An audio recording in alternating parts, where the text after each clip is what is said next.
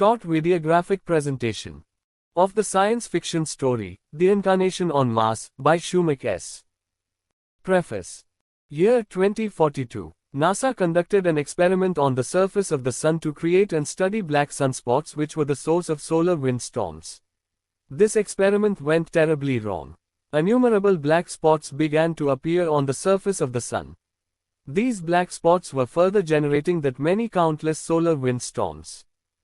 As the Sun was getting completely covered with those innumerable black spots, the emanating solar wind storms were becoming massive and continuous blow of heavily charged protons towards everywhere in our solar system from its center.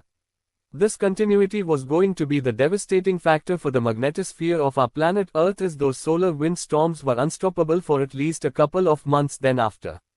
Our magnetosphere could bear such constant streaming of solar winds in the form of storms only for 10 to 12 hours. The moment the magnetosphere would begin to give up, the ionosphere and the ozone layer would also start depleting immediately. Then the charged protons would enter into our atmosphere with an abundance of radiations which would be just enough to ensure extinction of life in any form on the Earth.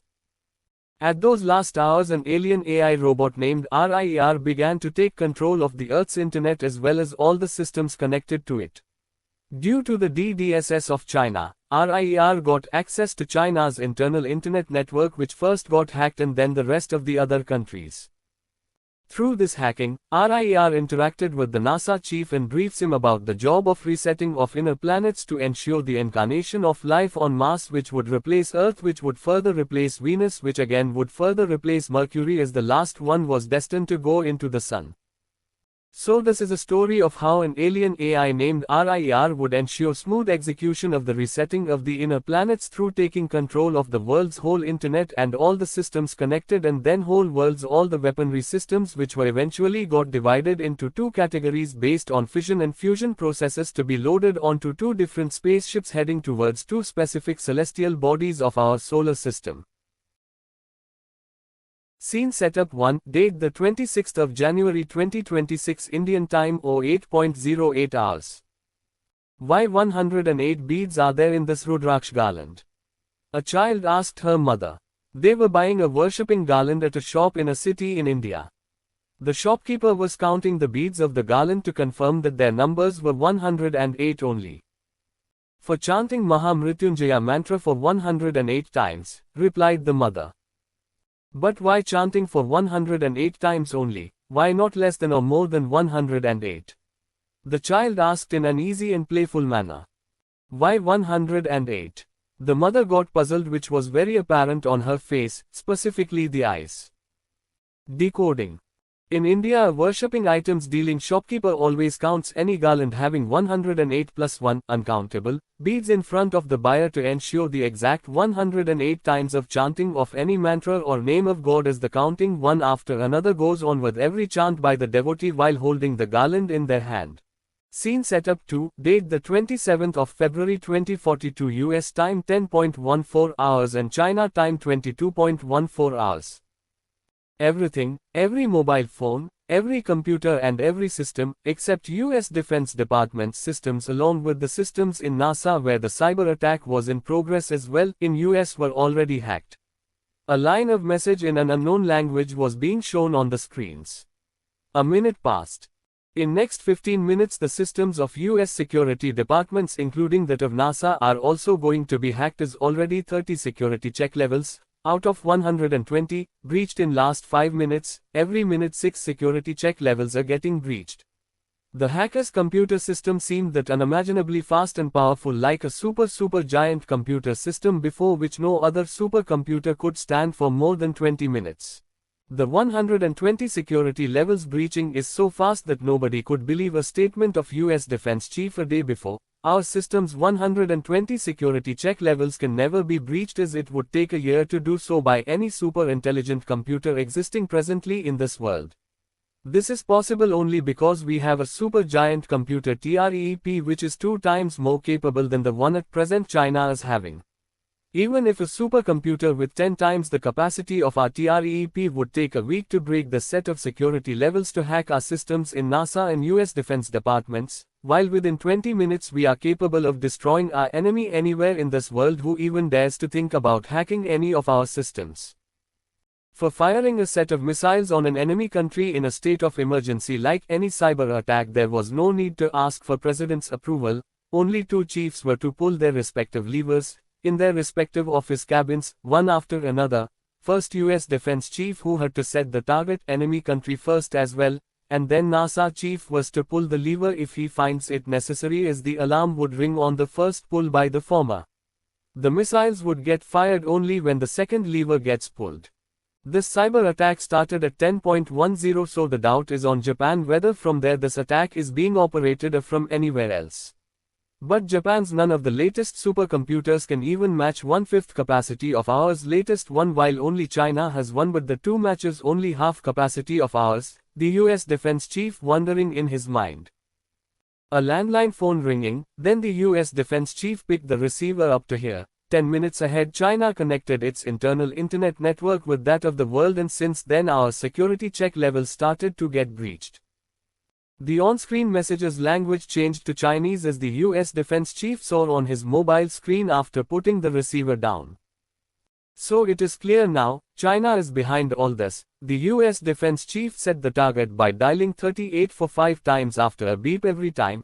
A voice confirmed at the end of the last dial, 5 China set, and accordingly 5 prominent targets in China got set.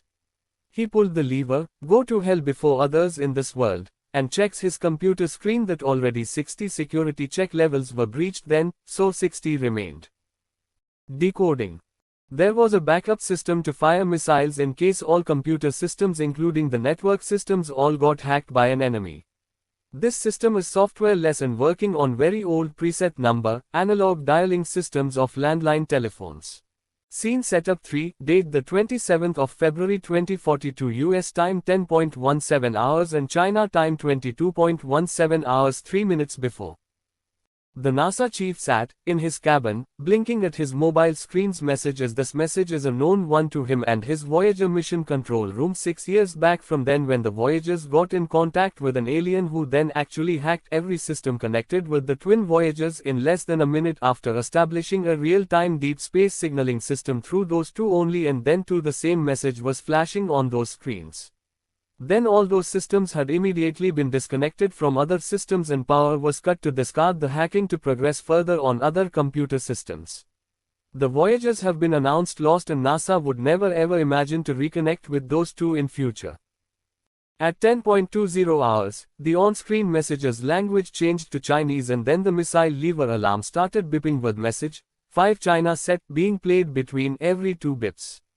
A small square part on the right side of the desk before the chief opened up from a side and a lever got to the surface from beneath in the cabin of NASA chief, who once watched the alarm and once his mobile screen. Then his cabin's landline started to ring, on the other side the US Defense Chief. Then suddenly the on-screen messages language got changed to English. Then his cabin's landline started to ring, on the other side the US Defense Chief. Then suddenly the on-screen messages language got changed to English. Hello, I am Ria from Planet Gold, message on the screen. The NASA chief picks the phone, just pull the lever. This is not required at these last hours. Abort the firing immediately. No, you just pull the lever. This is not from China. You already know about the secret CDSSNS Chinese Deep Space Signaling Network system that China has recently developed. Some other outer space subject is doing this through that secret CDSSNS. Check the message on your mobile screen now. The US Defense Chief, already looking at his mobile screen, put down the phone receiver. He then reversed the pull on the lever. The pop-out lever on the desk of NASA Chief dipped down immediately. Both the chiefs sat, in their respective cabins, watching helplessly the complete hacking of the world's most secure computer systems by an alien called REIR, who is from Planet Gold. Second time in human history, we got in proper contact with an alien from a planet from some other solar system, but no happiness, no celebration in NASA, US and in CNSA, China. Decoding. The alien was from a different planet with different languages, further with different comprehensions. The message that the hacker alien has shown first was in his language he had introduced himself. Then when the hacker alien first hacked everything in China through China's CDS-SNS, it then first learned the Chinese language. His introductory message changed to Chinese language, and then when it got to learn the English language, the introductory message obviously changed to English. Scene setup 4, date the 27th of February 2042 US time 10.31 hours. Hello, I am Ria from Planet Gold, message then getting shown on the hacked computer screen in NASA chief's cabin. Hello Mr. NASA chief, a voice came from the computer speakers. Last time I missed talking to you. That's because I was not allowed to learn your language. Sorry languages. Just 10 minutes earlier I learned Chinese and now English. Other languages I want to learn but. Who are you? The NASA chief asked. My introduction is already being shown on your screens. Okay Ria, you are an alien.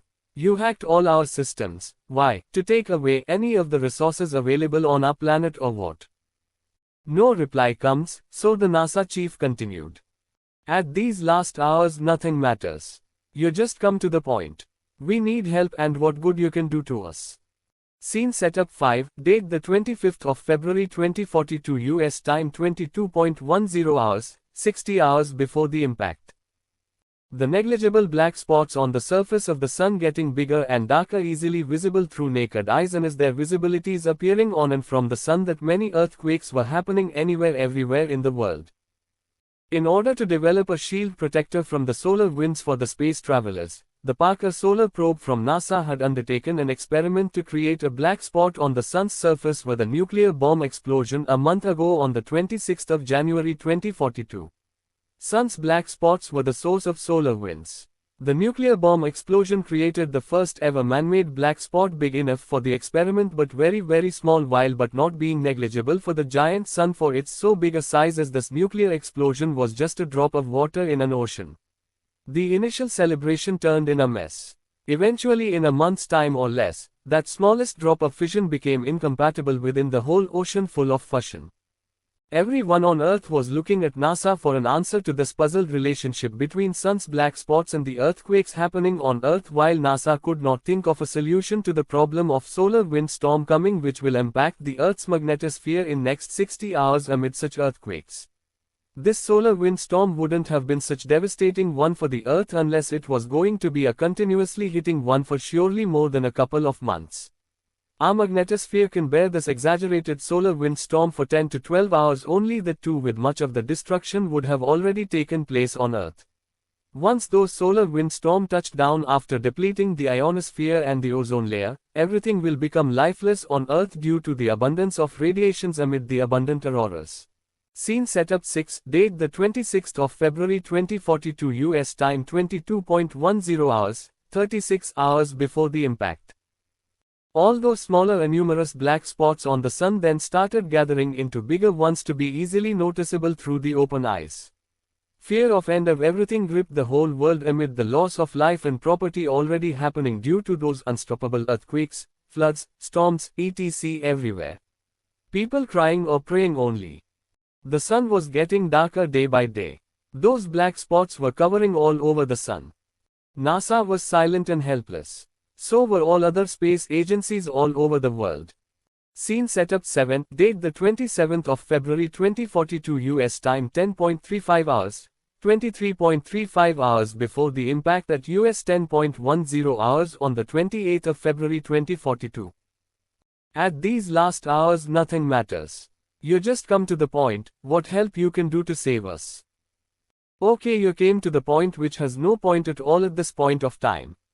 No help I can do to save anyone on Earth. I am here on a job. The start of the resetting has become due and I am to do everything needed to ensure that this whole process of resetting is done with perfection only. The resetting of what? As you named the sun system, sorry, the solar system. The sun system is in Chinese.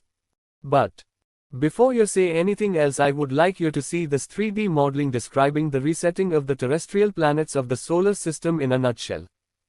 On the desktop screen a video started to play. From left to right appearing, the big sun first, the Mercury, the Venus, the Earth, the Mars and lastly the asteroid belt. The whole of the sun is getting covered with the black spots appearing numerously, from there generating the solar wind storm which has decided to devour in itself the entire solar system and is such traveling towards everywhere. Then the sun starts to dim and gets covered by a layer of darkness all over. This big black ball then starts to roll around itself speedily and starts to squeeze all the terrestrial planets near to it, being the center of the solar system. Then the spinning squeeze draws some small asteroids out of the asteroid belt to move them in the vacant orbit of the Mars. Then as the squeezing increases, the Mercury gets into the sun and a blast happens on its surface which breaks the blackened crust of the sun. The sun then starts to shine brighter. In the aftermath of the blast, the new setup shows the Venus in place of Mercury, Earth in place of Venus and Mars in place of Earth.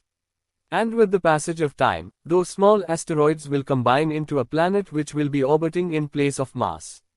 The show ends with a message on the screen. After the resetting, all the ratios will become approximately the same as they were before it.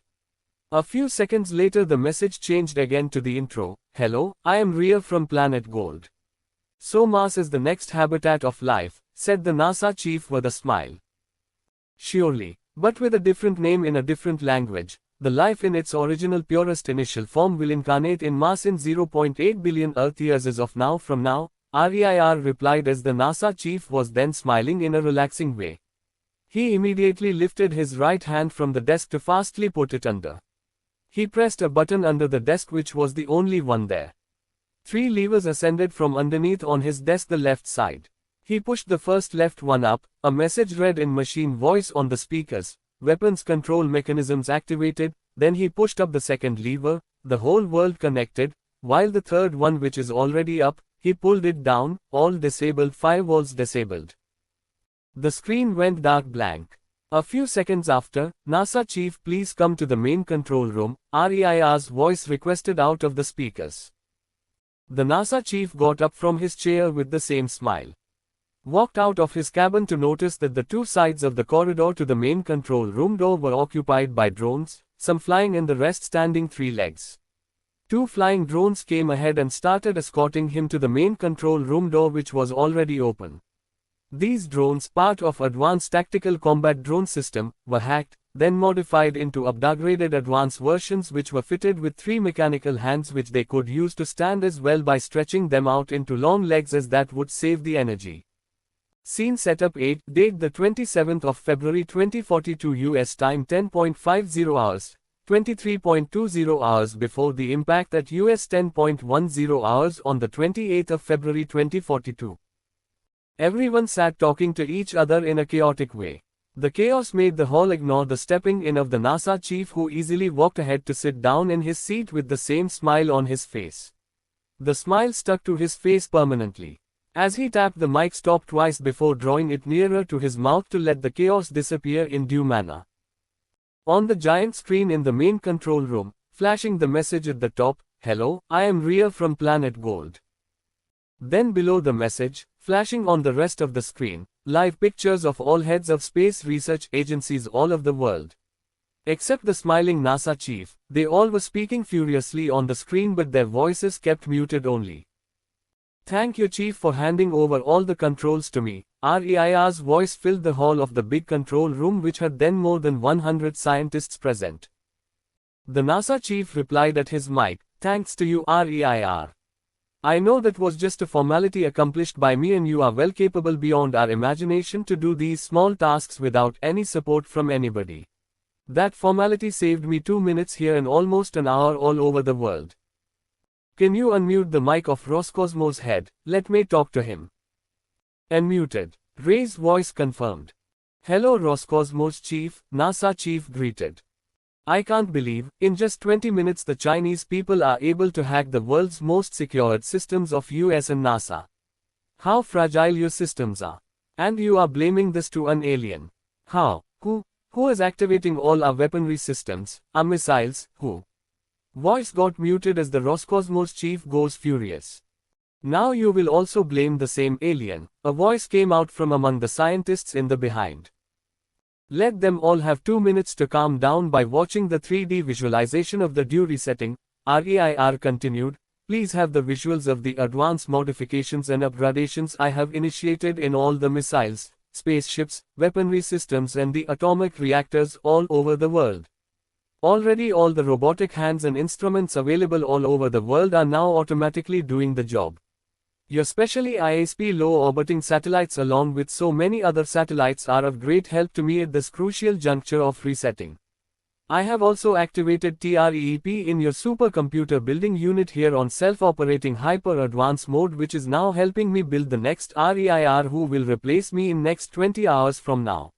The live videos of all the robotic hands in action on a self-operating super-advanced mode all over the world along with hyperactive TREEP in the supercomputer building facilities in NASA got flashing on the big screen just below the intro message.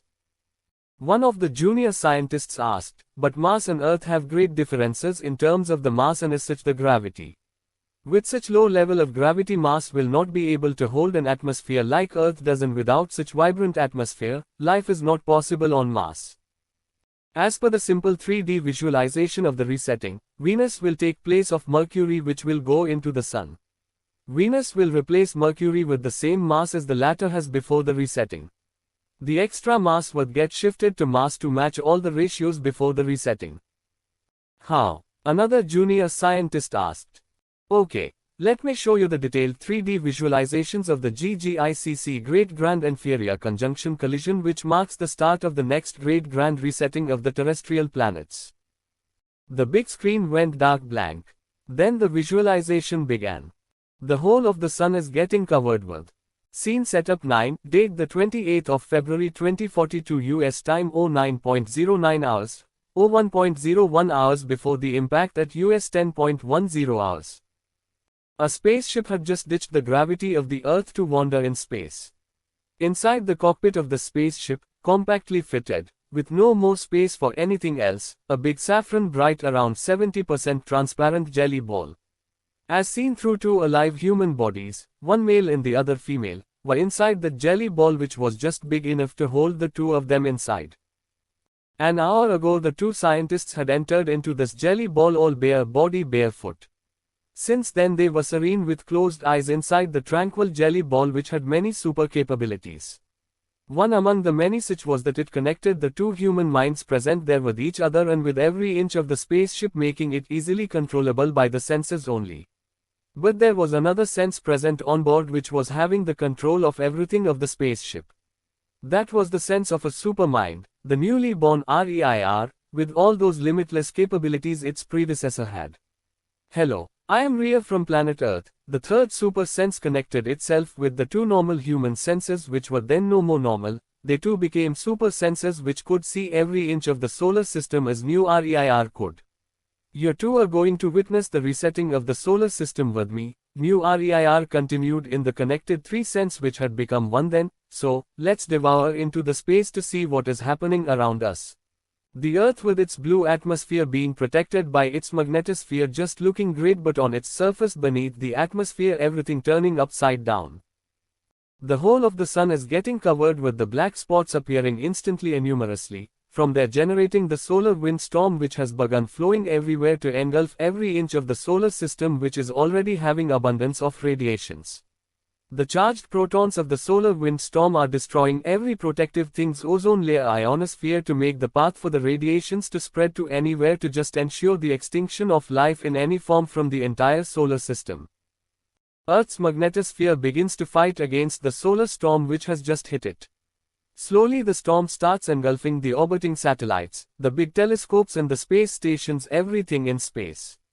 After 12 hours, the ozone layer no more in existence with the complete depletion of the ionosphere. The atmosphere has begun to be toxic because of the entering radiations. Auroras appearing everywhere. The magnetosphere is failing to rebuild itself due to the continuous flow of the solar storm for more than 24 hours, and there will be no chance of improvement till the storm stops, which is not going to happen for next couple of months together. When the whole of the Sun got covered completely by the blackened crust, there was only darkness. In that darkness happening the fiercest solar storm with heavily charged protons along with abundance of radiation spreading everywhere and ensuring the extinction of life anywhere in this universe. Beneath the blackened crust inside the Sun, the core is still fusion active and spinning. Due to the mounting up of the compression of energy within, the Sun's core already started spinning too fast. As a result, the Sun's central gravitational pull increased many-fold in our solar system. The orbital paths of the inner 4 terrestrial planets began to squeeze as they too were spinning fast around their own axes and around the Sun.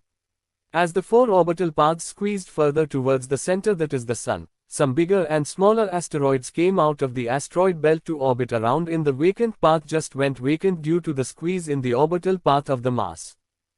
The Moon too orbiting speedily around the Earth as well as around its own axis, both in counterclockwise directions if seen from above. The same counterclockwise way all the terrestrial planets were also orbiting around the Sun and spinning around their own axes, except the Venus, which though orbiting around the Sun the same counterclockwise way but around its own axis in clockwise way. Gradually, with the increase in the squeeze of the 4 orbital paths, the 4 terrestrial planets were coming nearer to each other. The Moon's orbital path around the Earth also squeezed. As a result, the Moon's hold on the Earth's liquid and semi-liquid resources has increased many-fold. All the liquid and semi-liquid volumes already gathered and drawn up towards the Moon's side, while on the opposite side there was a bulge on the Earth.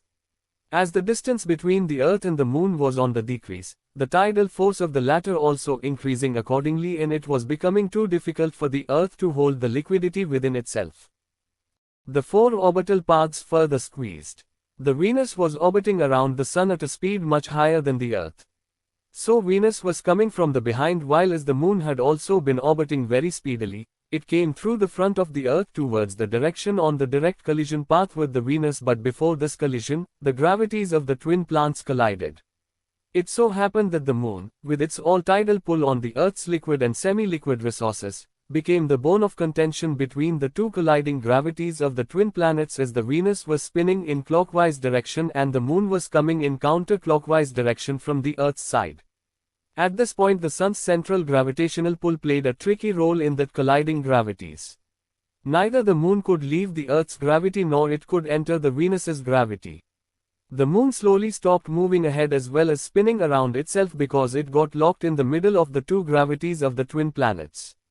The same way the Earth's self-counterclockwise rotational spin and the Venus's self-clockwise rotational spin both were also getting locked and began to slow down. As the speed of Venus rotating around the Sun is much higher than the Earth, the former moved ahead in the orbital path toward the Moon. The locking of the gravities was getting more intensified as the Venus moved nearer to the static Moon on direct collision path. As a result, the Earth's self-rotational spin slowed down much further because of the increasing hold of the gravity of Venus, which was racing closer to the Moon for the direct impact. Then the collision within the collision happened when all the fission-based atomic bombs already planted on the Moon's surface by REIR 109 exploded at the same time of the impact. This collision cum huge fission explosion inside the 2 colliding gravities immediately resulted in a crack on the Sun's blackened crust because of the disruption in the real timeliness of the central gravity working on the twin planets. As the Venus and Moon reduced to pieces, the huge wave out of the explosion forced the Earth to move to the outer orbit while getting stripped off of all its liquid and semi-liquid resources along with major gaseous reserves of its atmosphere. The aftermath of the collision explosion had the following 2 major outcomes. 1. Almost 80% of the Venus and the whole of the Moon reduced to dusts. Rest 20% divided into 2 chunks, one which was around 12% of the whole of the Venus remained orbiting almost in the same orbital path, while the other chunk got thrown towards the outer orbital paths only to get across through the orbit of the Earth to be caught hold in the next orbit by the Mars to be its next moon. 2. The Earth lost all its liquid and semi-liquid resources along with major gaseous reserves of its atmosphere while its self-rotational direction changed to clockwise way, just the reverse. Yes, there came the sunlight from the crack, but for a while only. This little sunshine again started to dim as the crack began to fill itself up due to the fast spinning core and the overpowering highly intense inwardly drawn gravity. And for the specific movement, REIR 109 had already had a plan under which it had planted all the fusion-based bombs on Mercury, which was then orbiting very near to the Sun. The extra gravitational pull at the opening of the crack just engulfed directly inside the fastest orbiting planet Mercury as it completely filled itself up, making everything dark again. The next moment, the huge fusion blast happened beneath the blackened crust. The spinning speed of the Sun's core and the central gravitational pull both got disturbed at a time due to the huge fusion blast, which again resulted in release of the compression, at once breaking the whole of the blackened crust into debris. The solar storm immediately transformed into a storm of debris spreading everywhere in our solar system from the center. The flying debris also flown away along from the orbit of Earth towards the orbit of Mars, all the remains of the collision within the collision to be caught up by the latter, which would provide the much required bulkiness for the mass and the gravity as well as the thickness for the atmosphere for it to be the next habitat like Earth in the fullness of time. The squeezing stopped at once, rather the orbital paths expanded to gradually stop at the desired distances in due course of time. The reduced 12% Venus, which was then rotating around its own axis in counterclockwise way, had taken the place of Mercury, Earth the place of Venus, and Mars the place of Earth in their respective orbits.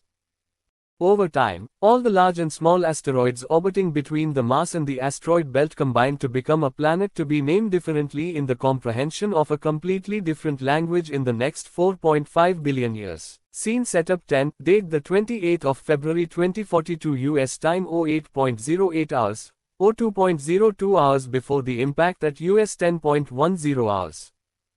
I think this detailed visualization of the resetting of the terrestrial planets of the solar system has answered all the queries of the hall, REIR said as the big screen went dark blank at the end of the visualization and before flashing again the same intro message, "Hello, I am Ria from Planet Gold." The dropped jaws remained dropped for a few seconds. Now it's time for all the radiation-creating weapons to fly off into the space alongside their two huge carrier ships, REIR continued after a little gap. These weapons are categorized into two classes, nuclear and hydrogen, based on their processes fission and fusion, respectively. The onboarding of all these weapons in two different carrier ships category-wise will be done in the outer space. A numerous rockets started taking off from anywhere on the surface of the Earth as shown on the big screen.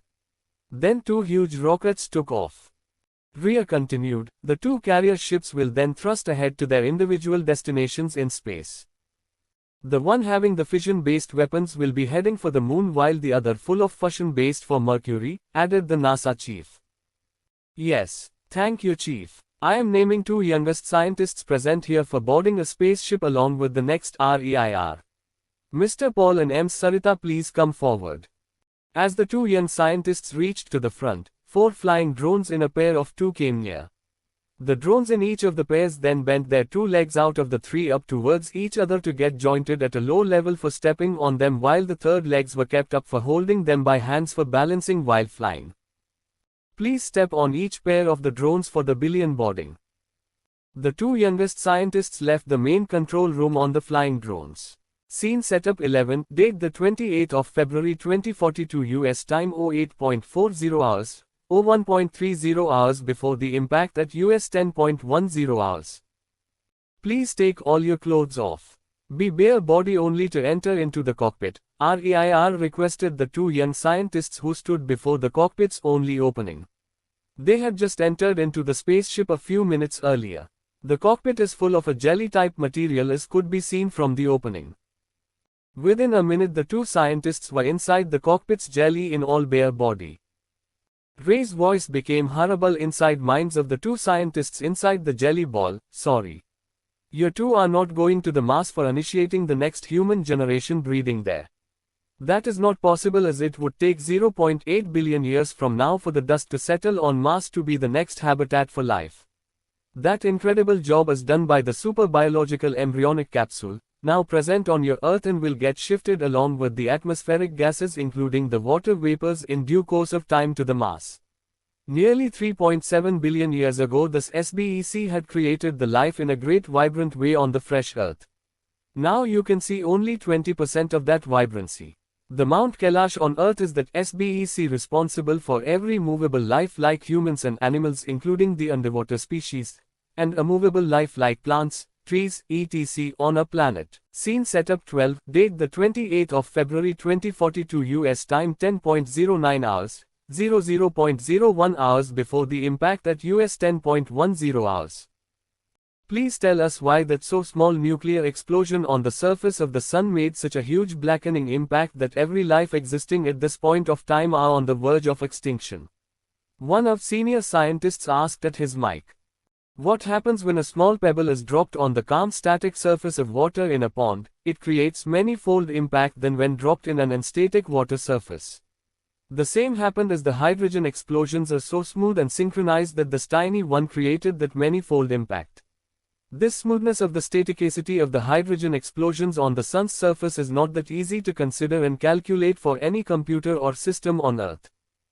You are an alien robot from a different planet, but what's the name of your solar system? I mean, is our sun and these all planet we call it? Another senior scientist asked at his mic. Solar system, REIR said. Yes, solar system, what's yours? The scientist said. Solar system. I think you need to relook at your intro message. You just check what we call the planet gold in English. The translation from Chinese to English created the confusion, the NASA chief said at his mic. There was always a smile on his face.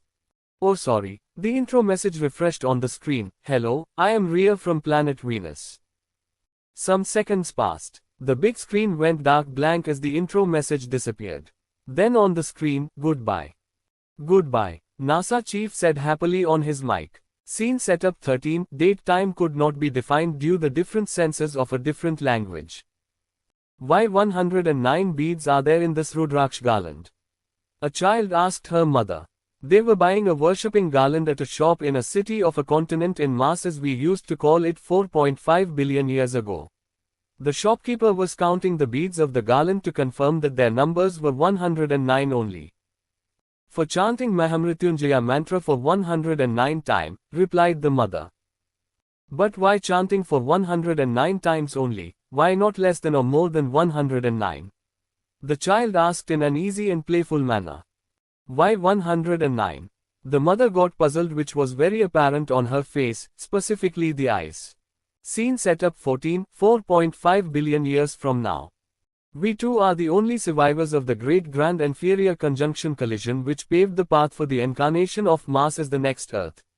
Before or after, as already everything went extinct when the Sun was covered dark, way ahead of the decisive inferior conjunction for which our third super-capable sense present on board REIR 109 came into being with the help of REIR 108, which was from plant gold in Chinese, we mean planet Venus. So we three, Mr. Paul, Mrs. Sarita and REIR 109 are present on board with merged senses in the special spaceship which took off at USO 9.09 hours dated the 28th of February 2042 around 4.5 billion years ago from Earth, which is now the hottest planet with clockwise self-rotation unlike other planets counterclockwise spinning around their own axes, but like all other planets counterclockwise orbiting around the Sun. We don't know what they are calling it today, but we are sure it won't be called Earth or Mars as we used to call it in our language on Earth once upon a time. Yes, once upon a time we also used to call it Prithvi in Hindi language, Zemlya in Russian, Dikyu in Chinese, Chikyu in Japanese, Jigu in Korean, etc. The list is endless. And yes, we are alive through these billion years and continuing. Now each of us reduced to a body mass nearly the half of what our bodies used to be on Earth, but our heads, which have got the 1/3 of the total body mass now, have become more than double the size, while the rest of the bodies are only the skeletons covered with skin. All other organs have gone squeezed and do their normal jobs enough only to ensure no uncomfortableness for the brain.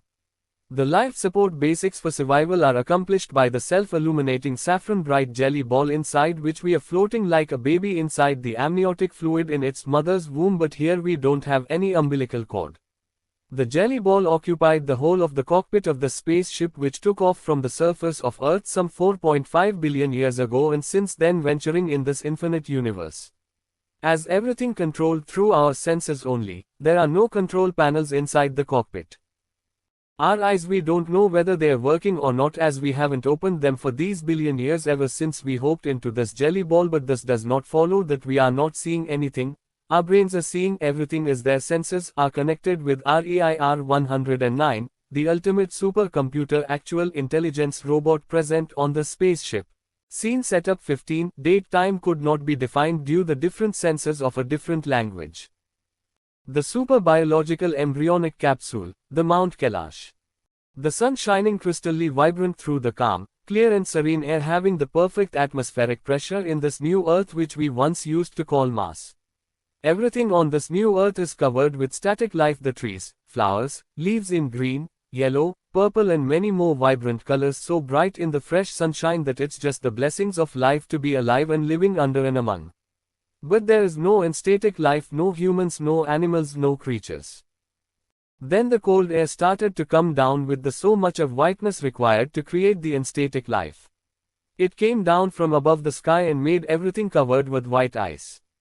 Actually the super biological embryonic capsule, the Mount Kailash, which was floating in the air and sowing seeds for the creation of static life everywhere. With the very cold surrounded air having the snowy cold clouds, it came down on the surface to deliver the living creatures from its stock of embryos of every species. The fertile eggs came first, then the chicks, and then they grew up into hens and roosters. Likewise the babies came first and then they become fully grown up males and females in every species. The same goes for all, whether oviparous, viviparous or ovoviviparous. No grown-up males and females of any species are mating, as they are neither eating as well. Only breathing of the purest of the pure air is sufficient for living and growing under such purest sunshine.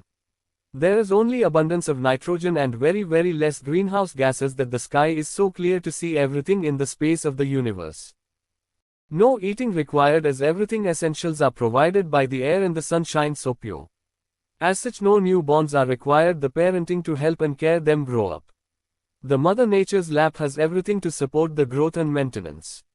No input is such, no output, only absorbing the required essentials from the Mother Nature is sufficient. No overweight creatures and no underweight ones.